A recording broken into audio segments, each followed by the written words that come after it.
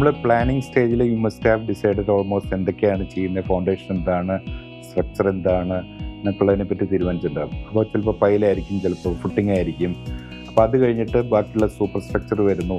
അപ്പോൾ അതിൻ്റെയൊക്കെ ഒരു design aspect is very important. കാരണം ഇപ്പോഴത്തെ കോഡുകളൊക്കെ മാറിക്കൊണ്ടിരിക്കുന്നു. എർത്ത് റെസിസ്റ്റൻ്റ് ആയിരിക്കണം. അപ്പോൾ that is all very important. അത് കഴിഞ്ഞിട്ട് ബാക്കിയുള്ള മേസൺട്രി ആയിട്ടാണെങ്കിലും അല്ലെങ്കിൽ പൊറോത്തോം വാട്ടെവർ ഇറ്റ് ഈസ് അങ്ങനത്തെ മെറ്റീരിയൽസ് ഉപയോഗിച്ചിട്ട് ബാക്കിയുള്ള ഫില്ലിംഗ് നടത്തുക അതിനകത്ത്. ദെൻ കംസ് ദ എന്താ പറയുക plastering, then flooring, painting. Of course അതിൻ്റെ കൂടെ തന്നെ വരുന്നതാണ് ഈ പറഞ്ഞ ടോയ്ലറ്റ്സ്, ഏറ്റവും ഇമ്പോർട്ടൻ്റ് ആയിട്ടുള്ള. കാരണം എപ്പോഴും എല്ലാ എൻജിനീയേഴ്സിൻ്റെ ഒരു തലവേദനയാവുന്നതാണ് മിക്കവാറും ഈ പ്ലംബിംഗ് സിസ്റ്റംസ് അല്ലെങ്കിൽ ലീക്കേജ്, ഡാംനെസ് എന്നുള്ളത്. അത് പുറത്തുനിന്നുള്ളതാവാം, മഴ പെയ്യുമ്പോൾ വരുന്നത്. അപ്പോൾ അതിനൊക്കെ അറ്റ്മോസ്റ്റ് കെയർ കൊടുത്തിട്ട് ചെയ്യുന്നത്. ഓരോ വർക്കും അതിൻ്റേതായിട്ടുള്ള before construction, during construction, after construction, അങ്ങനത്തെ ഓരോ ചെക്കുകളും കൊടുത്തിട്ട് തന്നെ ചെയ്യണം. അല്ലെങ്കിൽ you will have lot of headaches ഈ പറഞ്ഞ നമ്മൾ കംപ്ലീറ്റ് ചെയ്ത് കഴിയുമ്പോഴേക്കും.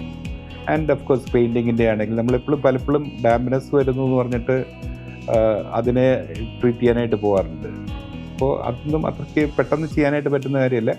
അതിന് എന്താണെന്ന് ഐഡൻറ്റിഫൈ ചെയ്തിട്ട് തന്നെ ചെയ്യണം. കാരണം പലപ്പോഴും അതൊരു കൺസ്ട്രക്ഷൻ സ്റ്റേജിലുള്ള ഡിഫക്റ്റ് കൊണ്ടായിരിക്കും അങ്ങനത്തെ ഒരു സംഭവം ഉണ്ടാകുന്നത്. അപ്പോൾ അപ് ടു പെയിൻറ്റിങ്, ഈ പറഞ്ഞൊരു പെയിൻറ്റിന് എങ്ങനെ സർഫസ് പ്രിപ്പയർ ചെയ്യണം, അപ്പോൾ അങ്ങനത്തെ കാര്യങ്ങളിൽ വരെയുള്ളൊരു കൺസ്ട്രക്ഷൻ സ്റ്റേജിൽ നോക്കേണ്ട കാര്യങ്ങളാണ് അതൊക്കെ.